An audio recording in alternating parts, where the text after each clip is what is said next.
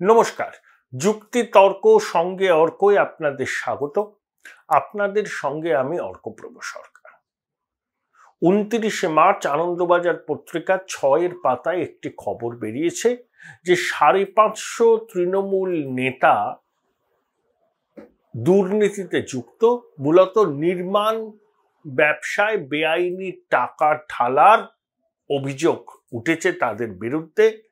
আয়কর দপ্তর সূত্রে জানা গেছে মমিনপুর এলাকার এক প্রভাবশালী তৃণমূল নেতা, সে প্রমোটিংও করে, তার অফিস চেতলাহাটে অফিস, মমিনপুরের বাড়ি তল্লাশি চলছে। সেই প্রমোটার তৃণমূল নেতাও বটে, রাজ্যের এক প্রভাবশালী নেতার ঘনিষ্ঠ, তিনি মন্ত্রীও বটে। সেই প্রভাবশালী নেতা বলেন, পুরসভার বিল্ডিং বিভাগের অ্যাসিস্ট্যান্ট সাব ইঞ্জিনিয়ারদের হয় আপনি চোর, না হলে আপনি কাজই জানেন না। নিজের নির্বাচনী কেন্দ্রে ভেঙে পড়ল বাড়ি,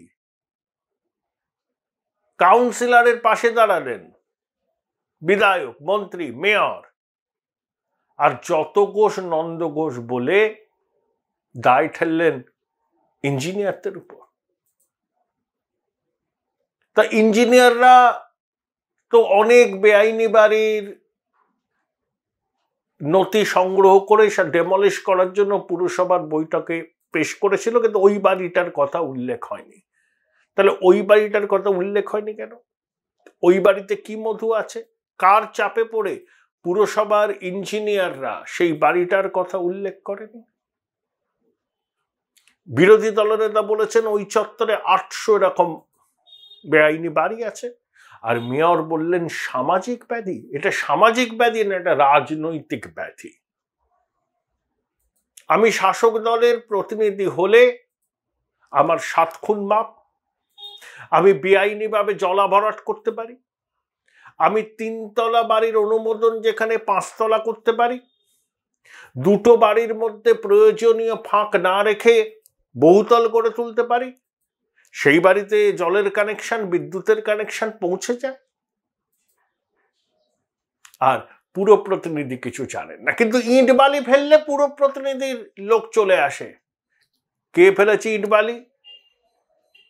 তাদেরকে বরাতটা দেওয়া হয়নি কেন?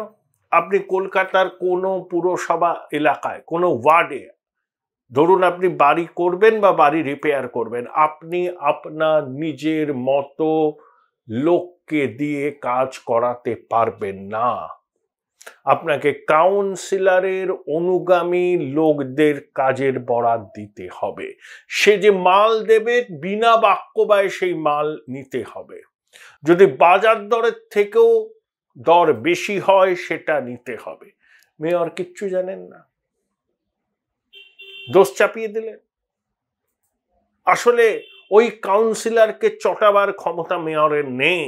বলে না লোকে ওই ঠিক ঠিক ঠিক জায়গায় 75-25-এর ভাগ আছে। অবাক হয়ে যাই। সামাজিক ব্যাধি না, না, এটা রাজনৈতিক ব্যাধি। মেয়র পারিষদরা কেউ দায়িত্ব রাখতে পারেন? নৈতিক দায়িত্ব রাখতে পারেন? পারেন না। রাজ্যবাসী আপনাদের নৈতিক দায়িত্ব অস্বীকার করার বিষয়টাকে ভালোভাবে দেখছে না। অতীন ঘোষের বিলম্বিত বোধোদয় হয়েছিল, তিনি 2-1টা কথা বললেন, এটা আবার পুরসভার পাওয়ার ডিনামিক্সকে মাথায় রেখে। অতীন ঘোষ দীর্ঘদিন মেয়র হতে চান, তিনি উত্তর কলকাতার লোক। উত্তর কলকাতার লোকেদের বরাতে তো মেয়র হওয়ার শিখেটা ছেড়ে না, সবকিছুই দক্ষিণ কলকাতা 2-1টা পাড়ার মধ্যে, সেখানেই তাবর মন্ত্রীরা থাকেন, মেয়র থাকেন, প্রভাবশালী পরিবার থাকে, ছোটবাবু থাকে, আরো অনেক আমচা চামচা বেলচা থাকে। আর উত্তর কলকাতাকে তো গুরুত্বই দেওয়া হয় না। যত কিছু দক্ষিণ কলকাতার 2-1টি বিশেষ পাড়ার মধ্যে সীমাবদ্ধ। তাই অতীন বাবুর ক্ষোভ থেকেই তিনি মেয়রকে বিধেছেন নাম না করে, দায়িত্ব নেওয়ার কথা বলেছেন, কিন্তু খুব ভুল বলেন। Join Indian Institute of Hotel Management now. Right choice, right decision. পাড়ার কাউন্সিলরদের দাপাদাপি সবাই আমরা জানি। এটা নতুন কিছু নয়। মেয়র যদি না জানেন তাহলে ওই চেয়ারে বসার আপনার কোনো অধিকারই নেই ববিরা। আর জেনেও যদি চুপ করে থাকেন, প্রশ্রয় দেন, সেটাও কিন্তু নৈতিকতার বিচারে অপরাধ।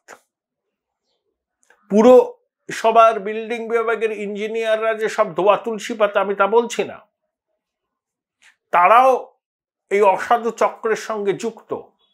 থানা, বিল্ডিং বিভাগ, পুর প্রতিনিধি, এই কনসেনসাস না থাকলে এইসব চলে। সবাইকে ফুল বেলপাতা দিয়ে তুষ্ট করতে হয়, তখন তারা দেখেও দেখেন না। এটা রাজনৈতিক ব্যাধি। সামাজিক ব্যাধি কোনগুলো? আপনি রাস্তাতে পানের পিক ফেললেন, দেওয়াল নোংরা করলেন, যত্রতত্র আবর্জনা ফেললেন, ওগুলো সামাজিক ব্যাধি। কিন্তু নিয়ম কানুনকে বৃদ্ধাঙ্গুষ্ঠ দেখিয়ে পুকুর ভরাট করলেন, 3 তলার অনুমোদনকে 5 তলা করলেন, কেউ আপনাকে কিছু বলল না, কারণ আপনি প্রভাবশালী দাদার ঘনিষ্ঠ, শাসক দলের ঝান্ডাটা হাতে নিয়ে রাখেন, মিটিং মিছিল অর্গানাইজ করলে সাধ্যমতো সাহায্য করেন, নির্বাচনের সময় দাদাকে নির্বাচনী বৈতরণী পার করার জন্য যে রিসোর্সের প্রয়োজন হয় সেই রিসোর্স জোগাড় দেন। বিনিময়ে আপনার সব বেআইনি কাজকর্ম করার ছাড়পত্র জুটে যায়। রাজনৈতিক ব্যাধি, সামাজিক ব্যাধি নয়। অরূপ বিশ্বাসের বায়ের বাড়িতে 71 ঘন্টা রেড হলো। উনি আবার বলছেন প্রতিহিংসা। তা 71 ঘন্টা আয়কর দপ্তর থাকলো কেন? শোনা যাচ্ছে ওই বড় বড় নির্মাণ সংস্থায় বেআইনিভাবে উপার্জিত অর্থ নাকি বিনিয়োগ হয়েছে। অনেকের নামই অভিযোগ। আনন্দবাজার থেকে খবরটা করেছে, 550 জন তৃণমূল নেতা আয়কর দপ্তরকে উদ্ধৃত করে। তাহলে নিয়োগ, কয়লা, বালি, গরু, খাদ্য, বেআইনিভাবে উপার্জিত অর্থ কোথায় গেল? নিশ্চয়ই তো বিনিয়োগ করা হয়েছে। বিনিয়োগটা এখানে হয়েছে। দেখুন, এখন প্রভাবশালীরা সরাসরি কিন্তু আর ঘুষের টাকা নেয় না। তারা ঘাড় নেড়ে বলে দেন অমুক ব্যবসায়ী, অমুক শিল্পপতি, অমুক বিল্ডারকে টাকাটা দিয়ে দিতে হবে। যথা জায়গায় সেটা পৌঁছে যায়, সেই টাকায় নির্মাণ হয়, লেবার পেমেন্ট হয়, নগদ টাকায় লেবার পেমেন্ট অনেক সময় হয়। আর তারপর প্রভাবশালী যখন চান, বিনিয়োগ, সুদ মিলিয়ে সেই টাকা বিভিন্নভাবে তাকে পৌঁছে দেওয়া হয়, নির্বাচনের সময় দেওয়া হয়, কোনো অনুষ্ঠানে দেওয়া হয়। এভাবেই তো চলে। কেউ কি হাত পেতে নেয় নাকি? একবার ইশারা করেন, ওই যে সমঝদারোं के लिए ইশারাই কাফি होता है। ঘুষের টাকা প্রভাবশালী কাকে পৌঁছে দেওয়ার কথা বলছেন, যারা টাকা দিতে আসেন তারা বোঝেন। উনি ডান দিকে ঘাড় ফেরালে কার কাছে যেতে হবে, বাঁ দিকে ঘাড় ফেরালে কার কাছে যেতে হবে, চোখটাকে উপরের দিকে তুললে কার কাছে টাকাটা দিতে হবে, সব বোঝেন। কিন্তু তারা নিজেদের কাছে ওভাবে রাখেন না। সেই জন্য বলেন না কি প্রমাণ আছে, কি প্রমাণ আছে।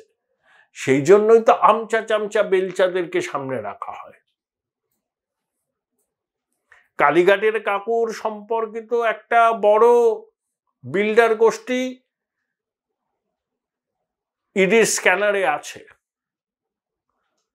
সেই বিল্ডার গোষ্ঠী নাকি কি অ্যালুমিনিয়ামের জানলা নিয়েছিল কাকুর থেকে, কাকুর কোম্পানিতে, আর কেউ কিছু জানে না। এটা একটা নতুন উপসর্গ। আয়কর দপ্তর ঢুকেছে, এবার প্রিভেনশন অফ মানি লন্ডারিং কে সামনে রেখে ইডি ঢুকে যাবে।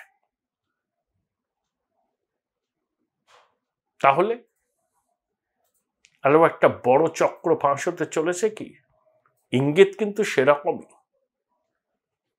চেতলাহাটে অফিস, মোমিনপুরে ব্যবসায়ী তৃণমূল নেতার বাড়িতে আয়করের হানা। তিনি সব থেকে বড় মাতব্বর, তিনি আবার কন্ট্রাক্ট পেলে সাব কন্ট্রাক্ট দিয়ে দেন লোকাল প্রমোটারদের। তাহলে এত বড় প্রভাবশালী হলেন কি করে সেই ভদ্রলোক? নিশ্চয়ই প্রভাবশালী রাজনৈতিক ব্যক্তিত্বের আশীর্বাদের হাত মাথায় আছে। দেখুন, কিছু করতে না কেউটে বেরিয়ে আসে।